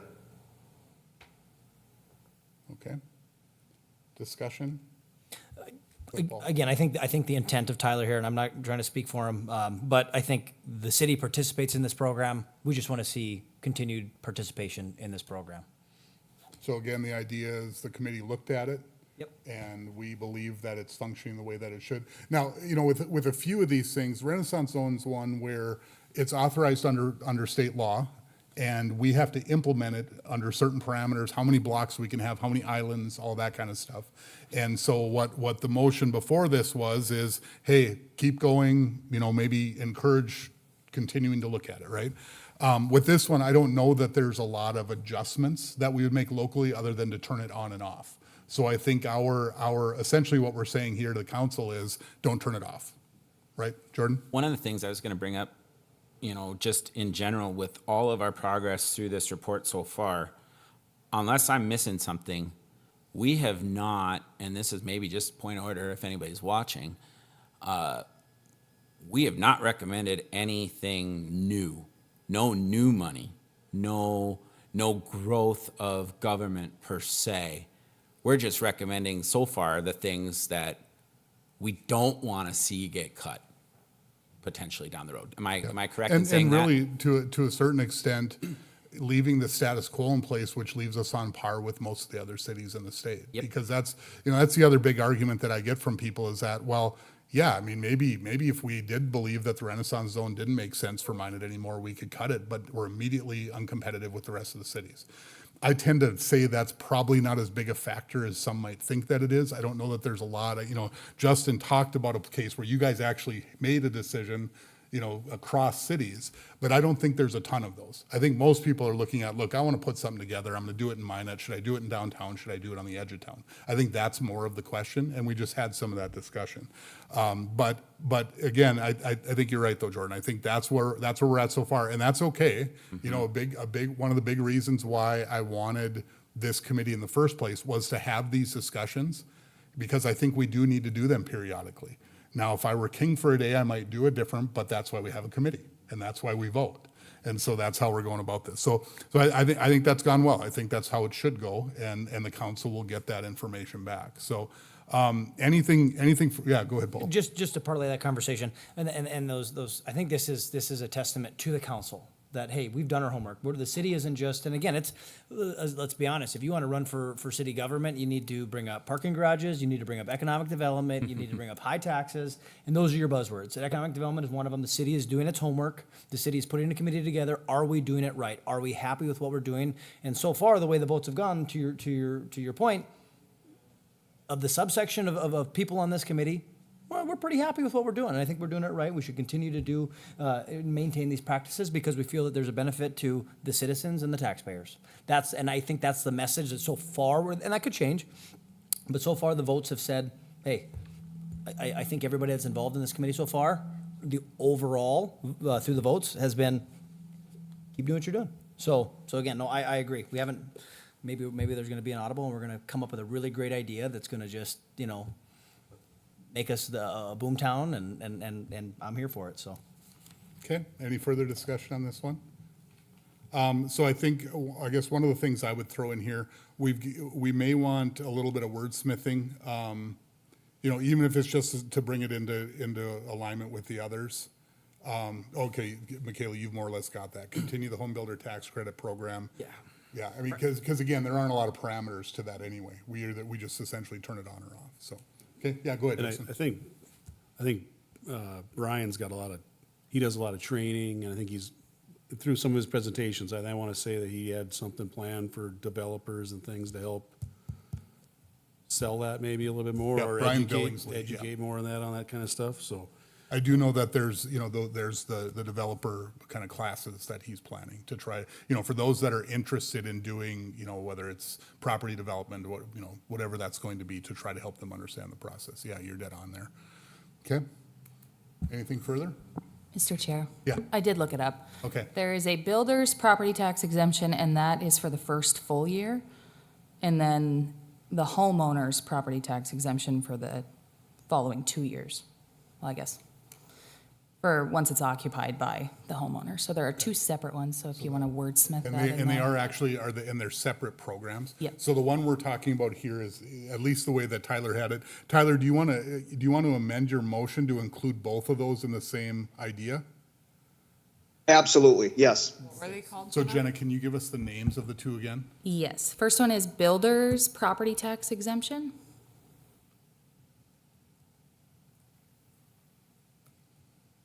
And the second one is homeowner's property tax exemption. Where's the city assessor when you need it? Thank you. Second Okay, agrees. you were good? Okay. All right, any additional discussion after that adjustment? Okay, call the roll. Neither. Yes. Nelson, Yes. Pittner, Yes. Blessam, No. Hammer. Yes. Okay, so coming up on 2:30, this next one, we're getting into more interesting ones here, I think. So, Tyler, how do you want to go about this one? Do you want to take it as a whole? Do you want to take pieces? How would you like to do it?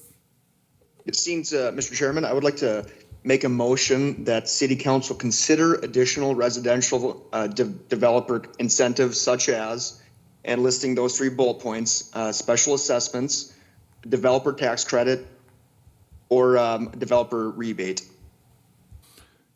Okay, is there a second? Second. Tyler, can you explain what you mean by a developer rebate? Absolutely. So a couple different ways we could look at this thing. So first of all, on the developer tax credit. So all this would be a developer goes in and develops a bunch of parcels of land. He would actually get a tax abatement on his on those lots. I want to bring up one other point. This is only for residential 1 to 4 family developments. I'm not talking commercial. I'm not talking anything like that. Maybe that should have been a point of clarification. So that would a developer tax credit would be where you develop the lots and then you get a tax abatement.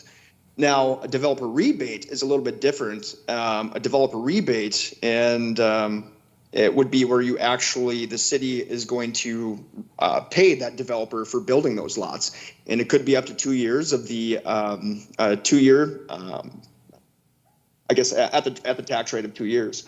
So if the individual or if the lot has a tax of $2,000 on it, say, on a single family lot, then the individual the developer would get rebated $2,000. So that's how that mechanism would work. So they. And then lastly, Go ahead. go ahead. Go ahead, Tyler.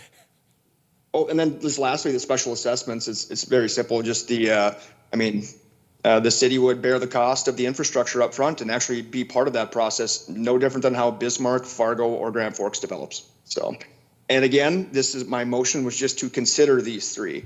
Not saying we want to go down the road, but I think we need to, sit down with Mr. Lakefield and other individuals and what would all three of these, what would they look like? So. Okay, Paul? Thank you, Mr. Chair. And again, I've sat in on the Minor Association of Builders meetings with the cities and with the city and city staff, and that is one of the things that they've pushed and asked for is special assessments. Will they consider special assessments? And again, I don't think special assessments is a blanket tool. It is the right place, right time. We had the discussion of the Ramstead lots, infrastructure being $87,000, right? Not gonna happen. But when we had Bolton Heights, the discussion that was had there. Infrastructure's in the ground, right? Trying to go from twin homes to single family lots. Ordinance says you got to go down and dig down and cap the sewer system at the main for good reason, right? So I think we look at two avenues there. How do we get that development up and going? Because single family lots are what's in demand. People don't want to live in townhomes. So when you're listening to the market, we can either change the ordinance and leave the sewer systems there, which creates liability if anyone ever bores under the road or bores under for utilities. You hit one of those sewer systems and they become inundated, and that's another fiasco. Or we get into the game at a $10,000 to $20,000 assessment that allow those individuals to get in and develop those lots that are sitting there generating next to nothing in property taxes, that aren't helping us ease the housing burden. I think those are tools that developers can get on board with. And again, I'd be on board with. My votes will show I was on board with, we have existing infrastructure. We have existing infrastructure that we're actually taking care of, roads that we're plowing.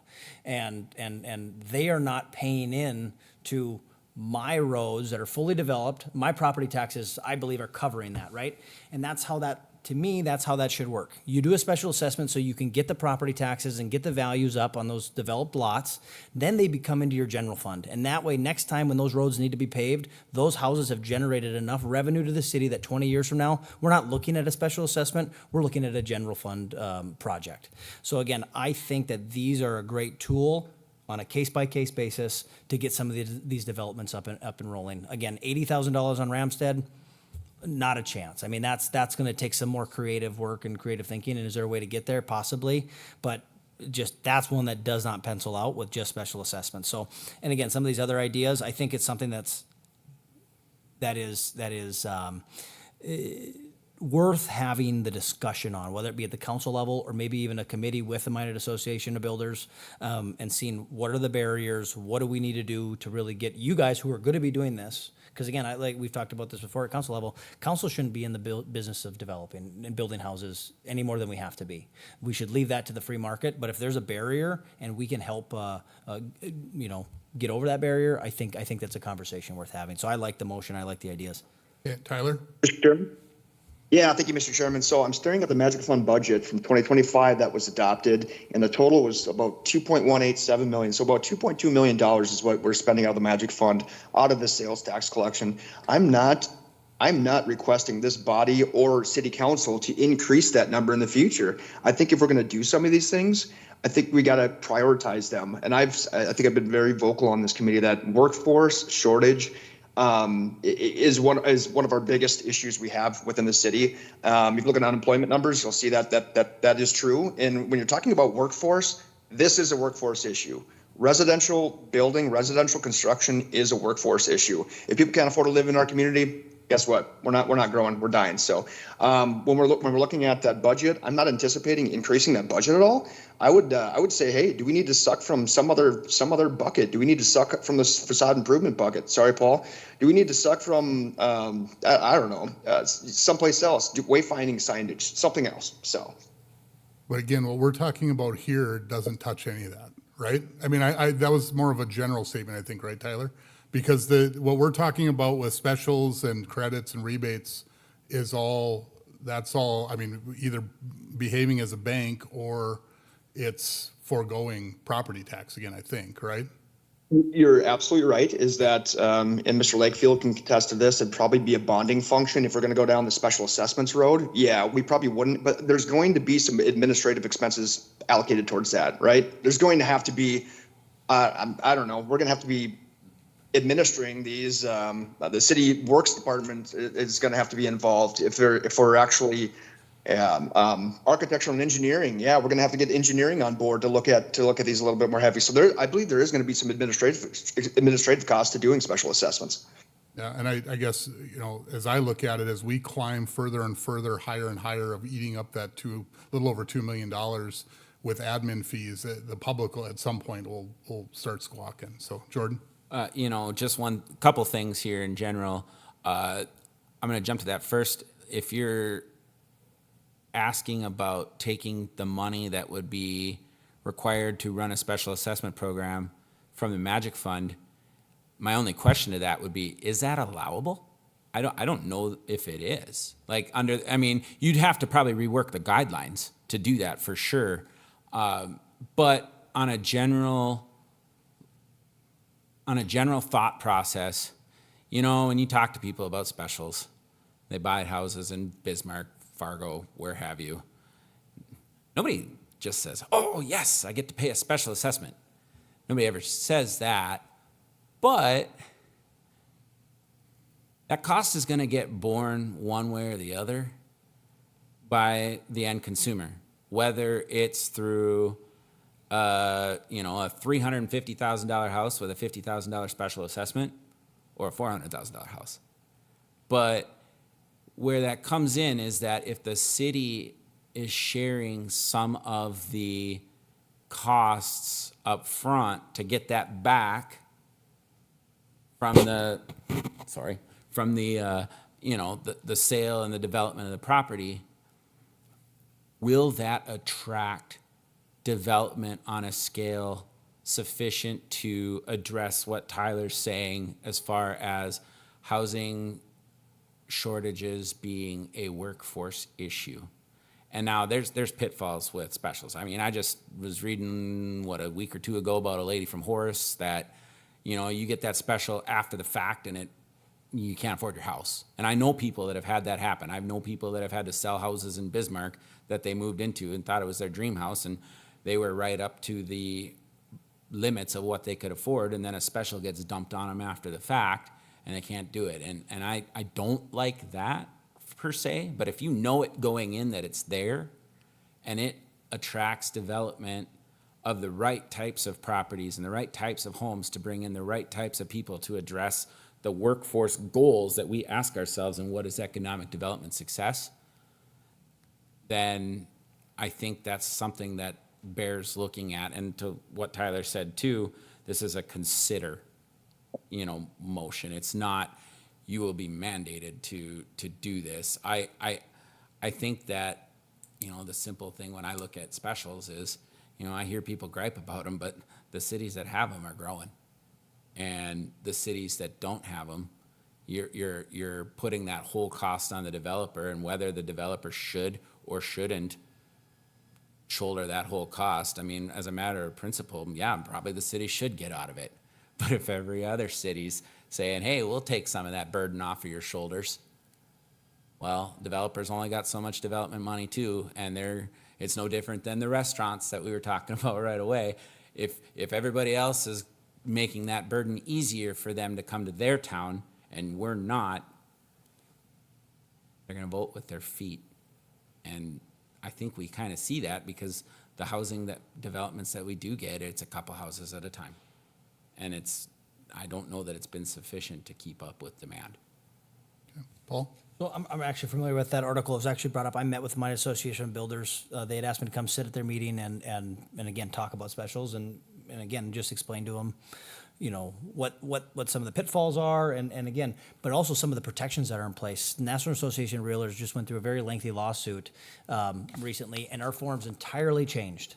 And there is so many provisions within the documents and within the contracts that protect against what you're talking about and outline clearly the what is to be done with special assessments, how they're supposed to be handled, whether they're in place, whether they're pending, whether they're future assessments. And again, I think we're done past the presentation, but Marie Haloff with Board Title would be a great individual to come and speak at this committee about specials, or if anybody would want to reach out to her and how there's so many protections in place for a consumer at this point, so that they're not sprung with extra $40,000, I think it was the neighborhood of the Horace, and that's going to turn into a lawsuit because someone wasn't disclosing, the builder probably had the development in their name, wasn't disclosing that they were going to have pending specials. Again, that is a one-off of one-offs. I mean, that is a horrible thing, and somebody, an extra $40,000 on an escrow payment is unmanageable in a lot of cases. But again, there are so many protections in place for specials for those to be a surprise at the end of the day. And again, that's why I say I think specials at the beginning of a project are appropriate. You know, I don't want to get into the idea that, hey, we need to balance our budget and we're going to special assess this neighborhood to repave their roads every year, or every year we're going to be using specials to supplement the general fund. I don't think that is a practice that is beneficial to the city. That's not something that I want to get into. But when we talk about developments and getting those up and running, and I'll disagree with one of your comments when we're seeing the housing developments come, they're only a couple houses at a time. We did have a developer in Four Seasons Construction, just recently retired, is out of the game now, was doing 30 to 40 homes a year. I know. And I tell you what, every single one of them was pre-sold. Yep. I don't know if he broke ground and didn't have the house sold. So there is a demand. Clearly, we have a case study. There is a demand for new housing. So again, how do we get? And again, I don't need one person to build 40 homes. What we want to see is 4 people building 10 homes. We want to see 10 people building, 15 homes. We want to diversify and have this to remove the red tape, remove the bureaucracy. How do we get it so that it's easier for someone to develop? And if specials are a way to do that, I think it's a thing to consider. Now, it's interesting you bring up that example, Paul, because, talking to Mike, they wanted no part of specials. They wanted no part of any of that. They did it all themselves. They penciled it out. That was why the deal that they were working on near Ramstead, they needed so many lots to make it work. The numbers worked for them. They didn't want any of that because they didn't want the extra hoops. And so that's why it's hard for me to say, hey, that's the way to get there. Now, if every other developer, they're just saying, well, I can't do it. There's no other way for me to do it. At some point we gotta at least have that discussion. So I don't mind that discussion, but I'll always be resistive to these because of these other cases, because of the places where it's used as a tool, I believe, against the people to a certain extent. And I think that's not a place we want to get to. If we are going there and we're easing in, maybe there's a way council gets there. I don't know. Jordan. Let me go to go Tyler ahead. because he's had his sign up. Go ahead, Tyler. Hey, thank you very much, Mr. Chairman. Yeah, I don't think we can use that Horace as a case study, if you will. I think a lot of things went wrong in that between communication between the city, communication between the developer, the recorder's office, all the above. Yeah, we can use it as a case study of what not to do. However, there's a lot of things that went wrong there, and it could have been avoided definitely. So, yeah. And two things. I wasn't advocating for us to use it as a case study. I just was advocating when those things come up, that's the first thing that goes to the back of anybody's mind when they think about specials. Like I said, nobody looks at special assessments and says, yes, I have to pay one of these, But willing buyer, willing seller, as long as it's disclosed. Hey, I mean, if it gets us to the finish line, it gets us where we want. I'm familiar with Four Seasons, and they're extremely well run from a business perspective. And if you can do it without specials, because you don't have to jump through hoops and you have a competitive advantage, fantastic. But not everybody can do that. I just think that, one thing I was going to bring up was that I'd had a conversation after one of our prior meetings with Councilman Fuller, and he had brought up, something called a development district that he was familiar with from his time in Colorado. Now, I don't know much about them, but maybe there are alternatives, and those should be considered too, if it can get us to the end goal of, getting us to a healthy supply of housing on the market to make housing maybe just a little more affordable. There's a lot of things that make housing unaffordable that the city of Minot can't do anything about right now. 7% mortgage rates, things like that, makes it tough. And again, like the 7% mortgage rate would be a lot more affordable if the price would come down. But that's not what's happened. That should be what happens when you look at the math of, price and rates and things like that. But it has not happened in this country. Doesn't look to be happening because of a lack of demand. So. Right, and I think, you know, we also have to balance that with, you know, at the equalization meeting the other night, Ryan showed us that, hey, great news, guys, we moved off the highest property tax in the state.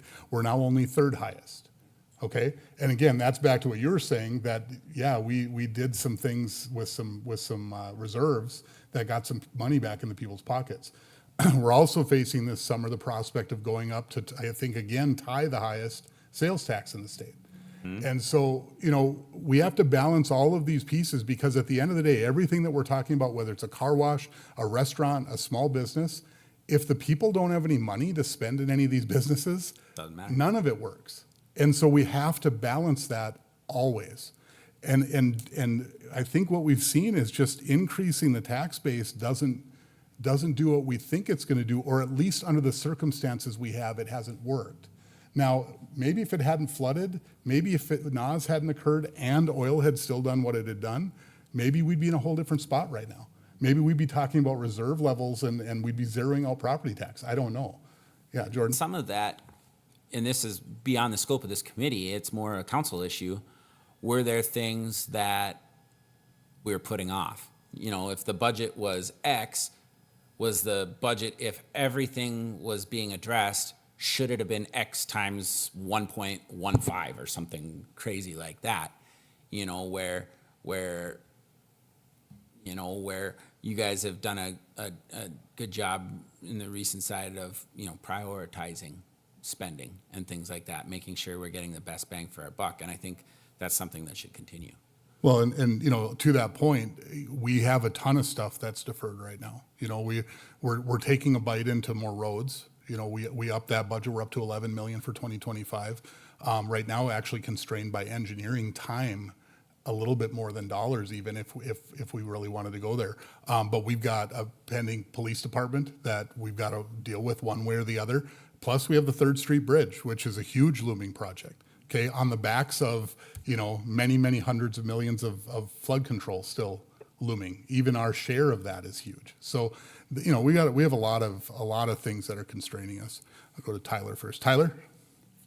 Mr. Chairman, my final comment on this matter would be a lot of these programs, if they weren't allowed by the state, if other communities weren't doing these programs and we weren't competing against those other communities, I would say no, that we probably don't have to dive in here. But we're competing with Workforce. We're competing against Bismarck, who does specials, Fargo that does specials, Williston and Grand Forks. I think we have to come to the table and compete. So, my comment. Paul? Just real quick again, and with the 7% interest rates, just to address the comment there, again, we haven't seen the decrease in demand. Houses are still selling at a pretty comparable clip that they have in the years past. And then, Jordan, to your taxes going down, we dug into the piggy bank, right? I mean, we subsidized the budget with reserves, and we didn't do a whole lot of cutting, and maybe we can find that in this year's budget, and we can find efficiencies and find that, but just so that the public knows, like, that was a coupon. If you want to talk about coupons, Okay. that was a coupon. Yeah. Sure. And Now- we cashed in a rebate. Yeah, the only thing I would add, because I've been as clear as I can be whenever I talk about it too, because that is what it is. At the same time, we were able to do that because of the management that our finance team has done in being conservative in their estimates of where things go.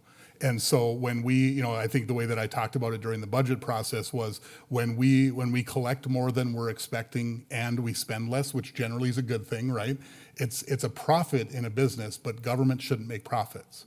And so in my mind, what we were doing was returning that profit to the people that supplied it, and that's the people. And again, if we continue that way of doing things, I'll advocate for it every single year. Because if we're bringing in more than we expected and spending less, that money is the people's, not the state's. I agree. So, that's where we would end up on those. So, okay, so we've got this. The one thing I will say, we didn't spend a lot of time on developer tax credits or rebates. That's actually even a different facet of this. That's more of an enticement to develop. I guess, Tyler, just a quick question for you. Are these, Yeah. is this a and thing? Like, do these all work together to make a good environment? Do they, You know, if you got special assessments, would the other two not be as important? And Paul, you sat with some of the builders too. I'd like to understand, especially as we send it to council, what is actually being said? Are we saying consider all three of these independently as independent ideas? And I'll take that. Absolutely. Yeah. Nope, go ahead. No, I agree. Yeah, I think all individual ideas on again, because there's going to be a case by case, but there might be a case where one of these incentives or tools fits and another one doesn't. But again, it's going to take a partnership with the Minot Association of Builders. It's going to take a partnership with the Realtors Association, the Minot Association of Realtors, to say, what do we need? What are you hearing from your developers? What are you hearing from your investors that needs to happen? If somebody wants to look for raw land, they're calling a realtor. They're calling their commercial agent. So I think maybe, I don't know, I'm not nominating anybody for a committee, but even a committee to research these. I know Michaela would love to take notes on it. So, that might be some recommendation that comes out of this that says, or even direct city staff, how can this look? How would this look if this were to work in this area? We have arrested developments. We have developments, Tolberg Shores, Bolton Heights, these developments that have infrastructure to them, but aren't developed, And Dave, if you wouldn't mind, can you come up and can I ask a question? Because Paul actually brought it up and that's where my mind was going to go next, because I have in mind at least 3 developments right now where if we had done specials up front, we'd have a lot on our plate right now that we would have funded and we would have bonded for that didn't go anywhere. So can you comment on what happens if that occurs? If a development gets started, we bond a bunch of the infrastructure and it fails. It just doesn't get done. Mr. Chairman, members of the committee, that would be some of the risks that the city would assume. However, also assuming that there's someone else involved in financing that program that has a vested interest, whether it's a bank or some type of partners or whoever brings the capital to that project. If they don't pay the taxes, which the special assessment would be assessed to the property, they don't pay those taxes, the county forecloses on the property. So what would happen then is that the county would be the owner of those lots that are developed or ready for development. The city would have an interest in that when they ever do sell to recover our funding. So it would be a matter of timing. So that is some of the risk that in the meantime, we have to make the debt payments on the bonds. But presumably, if those lots ever develop, if we ever grow, we'd recover that funding at some point in time. Okay. And so just to continue with that thought then, so the 3 developments that I'm thinking of, out east on 55th and now the just south of Ramstead and some of it in Bolton Heights, those, we don't know. I think we'd all like to think they'll get developed at some point. But if there had been specials done and those would have been bonded, we would have been paying that.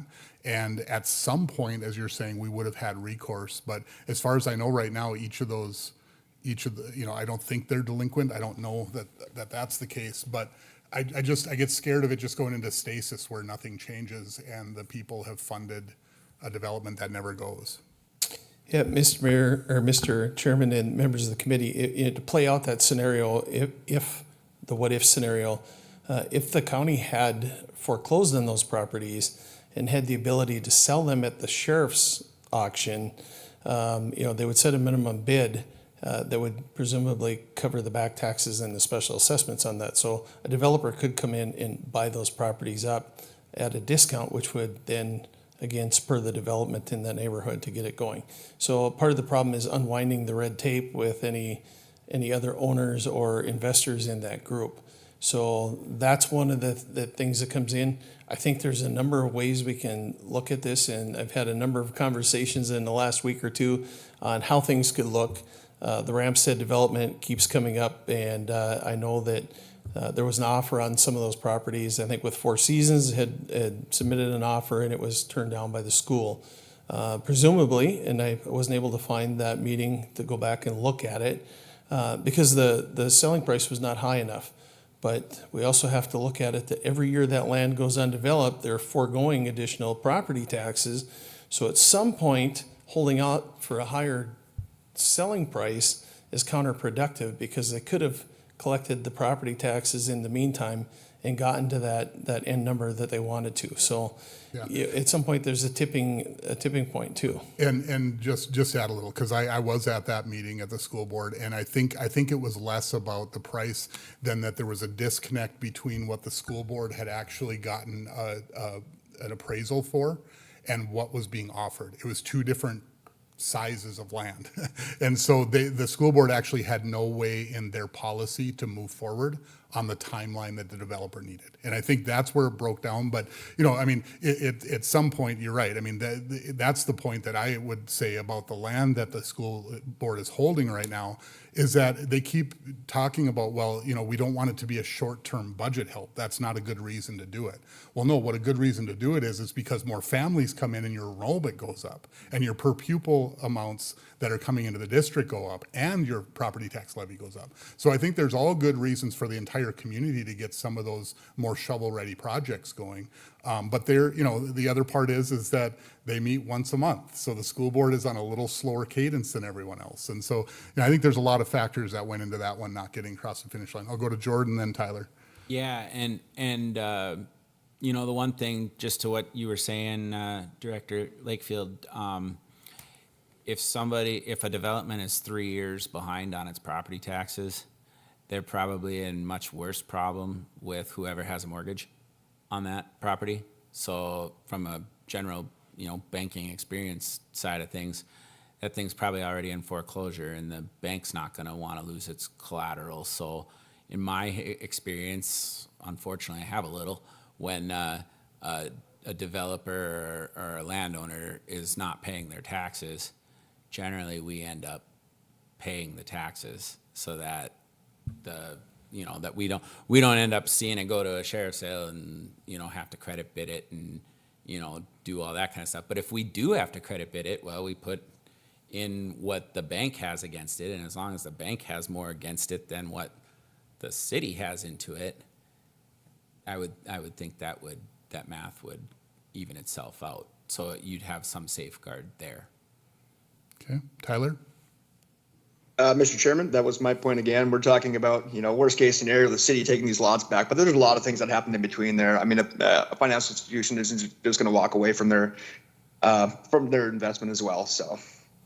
Okay, Paul? And I just wanted to piggyback off of that. Again, the city can mitigate its risk too. Somebody comes in with 120 lots they want to do, or we'll do 15. We'll do 20 at a time. We'll phase that project to mitigate the risk and reduce the risk to the citizens. So again, I think there's safeguards. There's plenty of safeguards that can be put into place to make it palatable. And again, back to the that's why it was important to me to have bullet set 2 in here about what we're trying to do with all of this. Getting it done, I want there to be a benefit to the public as a whole. Getting that project done. If we build out 160 lots south of Ramstead, what should the effect be to the rest of the taxpayers of the community? What should they gain from that overall?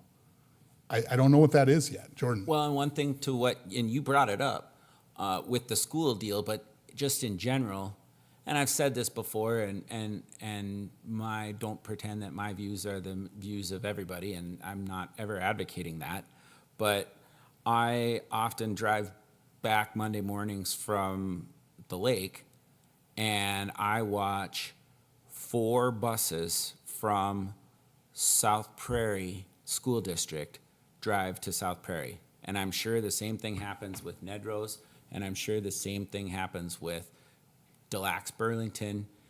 People that have Minot addresses, the money's going out. So, when you talk about the schools and things like that, you said it, if we were to do more development inside, I'm paying taxes to the Minot Public School District. If we're doing a better job of developing with land in there for say, well, that's going to help the school district. And if the school district's financial position is strong, then maybe they're not raising my taxes as much. So I see that as, if we're not friendly towards development, it's an opportunity for Burlington or Surrey or, developments outside of city limits. I mean, we do too much, and maybe down the road, there's a South Prairie, North Dakota, that establishes itself. And, I'd like to see that those monies coming from the state as the state picks up a higher percentage of the cost of education, which that's a different fight for a different place, and it's not the purview of this committee. I'd like to see that money staying in our community, because now I'm winning from that. And I say that as somebody that doesn't have any kids. So, I'm paying school taxes and I'm not getting the benefits of school. From a direct perspective, there's benefits outside of that, but Yeah. One of the things that you mentioned in there, Jordan, that I sort of wish we'd use a different word than whether it's business friendly, developer friendly. To me, friendly is different than subsidy friendly. Okay? Because that's really what we're talking about here. We're not talking about red tape. We're not talking about, having an environment that's good from a tax perspective and all those things. We're saying for certain business types, because there's enough of a need, and that's what the mentality has been, that there's enough of a need that we feel the public should participate in this. That certain businesses, we do that. We just got asked to do another set on Monday night. So, that's the ongoing conversation. So I know people get worried about, Minot is not open for business and we're not business friendly. I want to be clear. I think we're very business friendly. The conversation I want to have, and we're having it, is on subsidies, really. That's really the question. It's not just about being friendly. well, Yeah, and that's been the crux of my whole experience on this committee since we started. How much of that business friendliness, or that friendly, to what you just said, can be accomplished by just doing things like, hey, we cut the red tape if there's 21 steps to getting a building permit, we cut them to 13, and the average time to have it approved goes from 3 weeks to 8 days or something like that. How much of that can spur can spur positive changes in economic development, and we didn't have to get our wallet out and bust out our checkbook to come back and say, hey, we know this process is cumbersome and burdensome.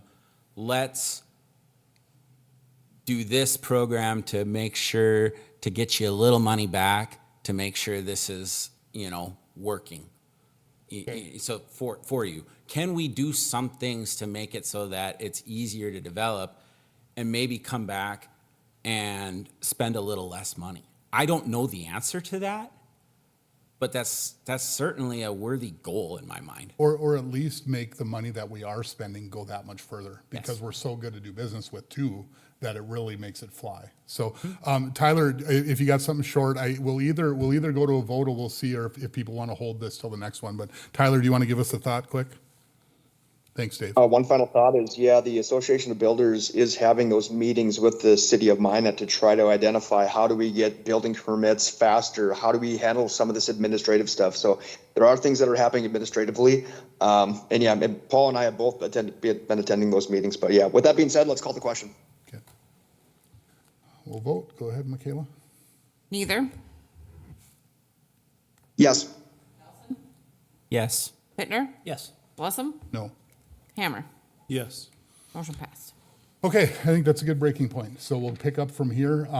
Certainly if you have thoughts of what else can go in here, it's good to distribute those beforehand.